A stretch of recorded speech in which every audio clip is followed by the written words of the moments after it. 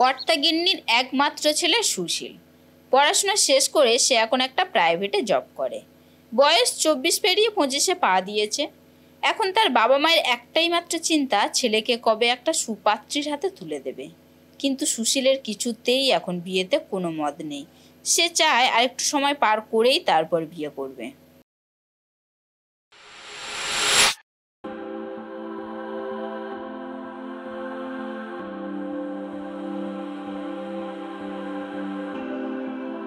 বাবা আসছি, মা এলাম।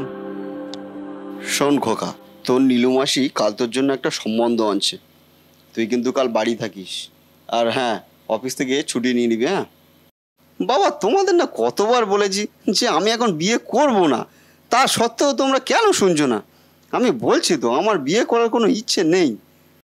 শোন খোকা, এখন বিয়ের বয়স। এই সময়টা পার হয়ে গেলে আর কেউ মেয়ে দিতে চাইবে না। এটা তুই বুঝতে পারছিস না কেন? তখন আর তোর বিয়েই হবে না। হ্যাঁ মা, ছাড়ো না, না হোক গে বিয়ে, আমি সারা জীবন আইবুড়োই থাকবো। হয়েছে? এই ছেলেকে নিয়ে এখন কি করি বলো দেখি। এ তো কিছুতেই বিয়ের জন্য রাজি করাতে পারছি না। আচ্ছা, ও যখন এখন বিয়ে করতে রাজি হচ্ছে না, তাহলে আর কটা দিন অপেক্ষা করাই যাক। তোমরা বাপ বেটায় যা ভালো বোঝো তাই করো।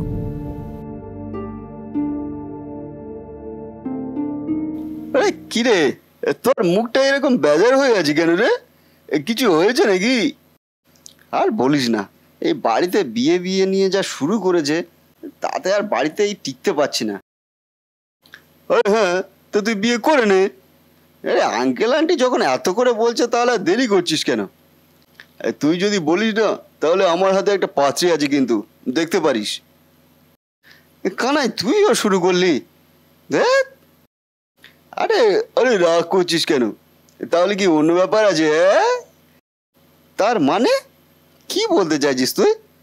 ওই মানে কোনো মেয়ে চক্কর টক্কর? হ্যাঁ, থাকলে আমাকে বলতে পারিস, তাহলে আমি গিয়ে আঙ্কেল আন্টির সাথে কথা বলে নেবো। হ্যাঁ, তুই তাহলে এতদিন আমাকে এই চিনলি? থাকলে আমি তোকে বলতাম না বল? তাহলে কিসের এত আপত্তি? হ্যাঁ, আমার এখন বিয়ে করার ইচ্ছেই নেই, তোরা বুঝতে পারছিস না কেন? শোন বন্ধু, একটা কথা বলি, বাবা মা যখন চাইছেন তখন বিয়েটা করে নে, বুঝলি? এরপর আঙ্কেল আন্টির বয়স বাড়ছে, বলা যায় না কখন কি বিপদ ঘটে যেতে পারে। তাছাড়া তোর বয়সও তো বাড়ছে না, এরপর তোর বিয়ে হবে কিনা সন্দেহ আছে। তাই ভালো কথা বলছি, বিয়েটা করে নে, দেখবি এতে সবারই মঙ্গল হবে। তুই বলছিস বিয়েটা করে নেওয়া উচিত? হুম, আমি বলছি, তুই বাড়িতে গিয়ে ঠান্ডা মাথায় একটু আমার কথাটা ভেবে দেখিস। হ্যাঁ,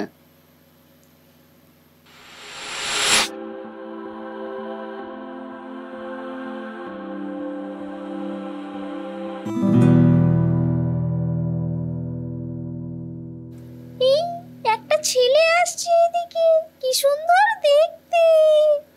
গায়ের রং তো একদম ধপধপ করছে। ইস, আমি যদি মানুষ হতাম তাহলে এই ছেলেকে আমি বিয়ে করতাম। কিন্তু আমি তো মানুষ নই, এখন কি করি? মানুষ নই তাতে কি হয়েছে, আমি এই ছেলেকেই বিয়ে করবো।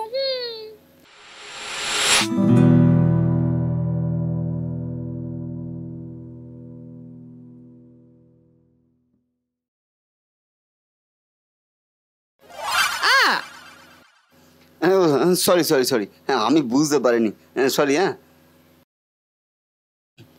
আপনার মনে হয় খুব ব্যথা লেগেছে না? আমি আপনাকে হেল্প করব? উঠুন উঠুন উঠুন। সরি, হ্যাঁ আমার জন্য আপনার এত কষ্ট হলো, আমি সত্যিই বুঝতে পারিনি। আপনি এমনভাবে চলে এলেন না। না না, ঠিক আছে ঠিক আছে, আমার ব্যথা লাগেনি, আপনি নিশ্চিন্তে থাকতে পারেন। Thank you. আপনি কোথায় যাবেন? আমি কি আপনাকে হেল্প করব? আমি কোথায় যাব সেটা আমি নিজেও জানি না, আপনি কিভাবে আমাকে হেল্প করবেন? তার মানে আপনার যাওয়ার কোনো জায়গা নেই? মানে আপনার বাড়ি? না, আমার কোনো বাড়িই নেই। তাহলে আপনি থাকতেন কোথায়?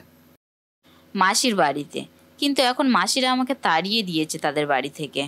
তাই আমি এখন কোথায় যাব সেটা কিছুতেই বুঝতেই পারছি না। তাহলে আপনি আমার সাথে চলুন, আমার বাড়িতেই চলুন। আপনার বাড়িতে? কিন্তু কোন পরিচয়ে? আপনার মা বাবা আমাকে তাদের বাড়িতে থাকতে দেবেন বা কেন? এটাও তো ঠিক। বাবা মা থাকতে দিলেও আত্মীয় স্বজন, পাড়া প্রতিবেশী এরা তো ছিছি করবে, ওটু কথা শোনাবে। তাহলে এখন কি করি? তাহলে কি আমি মেয়েটাকে বিয়ে করে নেব? বাবা মা তো বিয়ে দেওয়ার জন্য উঠে পড়ে লেগেছে। আর সত্যিই তো, বাবা মার হঠাৎ কিছু হয়ে যায় যদি, তাহলে আমি নিজেকে কোনোদিন ক্ষমা করতে পারবো না। আর এদিকে মেয়েটারও কোথাও যাওয়ার জায়গা নেই। তার থেকে বিয়ে করে নেওয়াটাই সবথেকে বুদ্ধিমানের কাজ হবে। এতে বাবা মাও খুশি হবে আর মেয়েটাও একটু আশ্রয় পাবে। তাহলে একটা উপায় আছে। কি উপায়? দেখেন, কিছু মনে করবেন না, আপনি কি আমাকে বিয়ে করতে রাজি হবেন? বিয়ে? হ্যাঁ, তাহলে তো আর কোনো সমস্যাই হবে না। আমি তো এটাই চাইছিলাম। আমার কোনো আপত্তি নেই, আমি রাজি।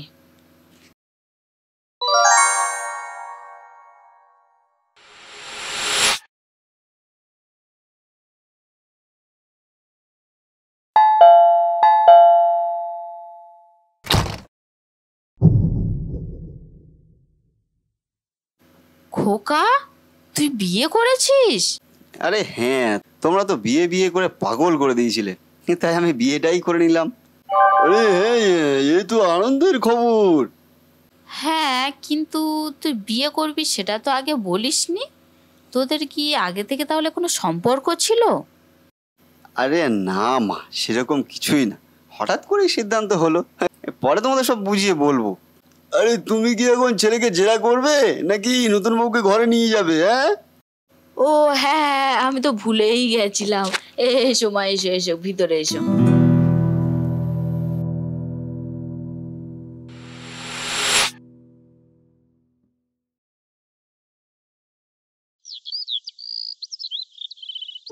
বৌমা, ও বৌমা, এই আমার জন্য এক কাপ চা করে দেবে মা? হ্যাঁ হ্যাঁ, আমি এক্ষুনি আনছি।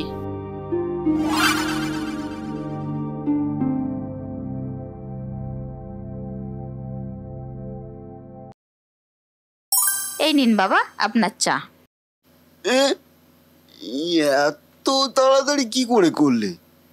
ও আমার বেশিক্ষণ লাগে না।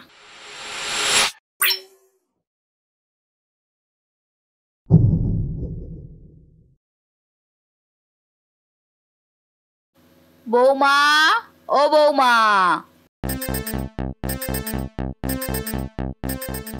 আমাকে ডাকছিলেন মা? হ্যাঁ, আমার মাথাটা একটু ধরেছে গো, তুমি আজকে একটু রান্নাটা করে নাও তো মা। হ্যাঁ, সে আপনি চিন্তা করবেন না মা, আমি এক্ষুনি করে নিচ্ছি।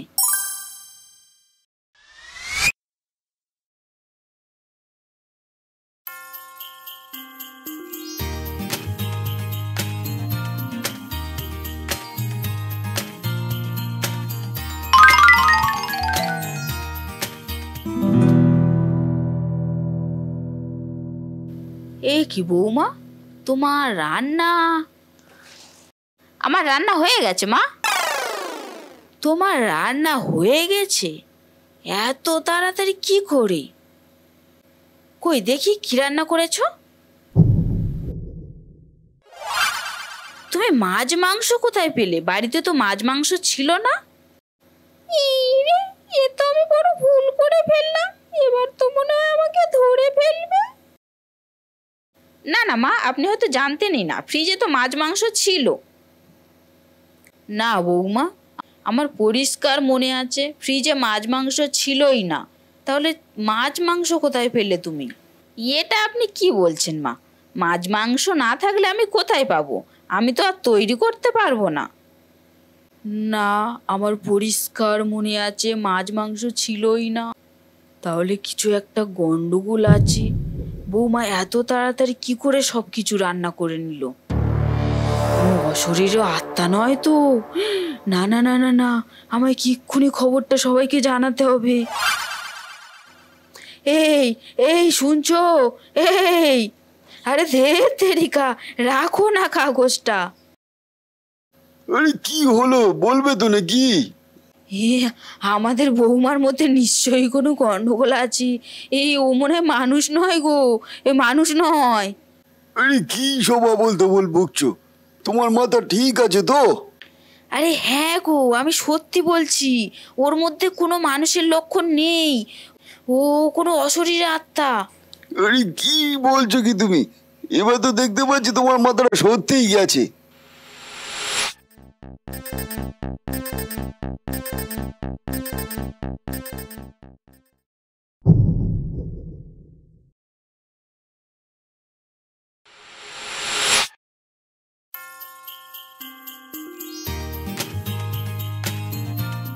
এই নাও তোমার ভাত, ঘরে নিয়ে চলে এলাম।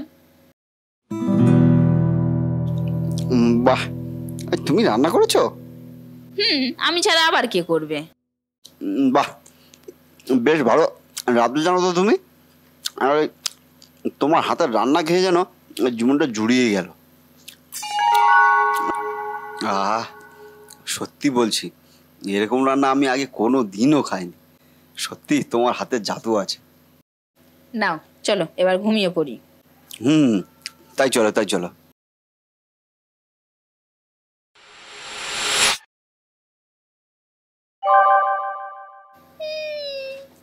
এবার সুশীল মনে হয় ঘুমিয়ে পড়েছে। যাই, এবার একটু আমার চড়েদের সাথে দেখা করে আসি।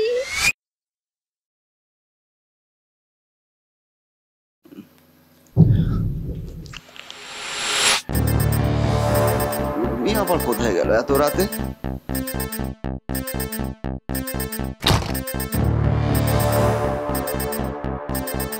ও বাবা, ওরে বাবা, এই যে পেয়েছে পেতনি।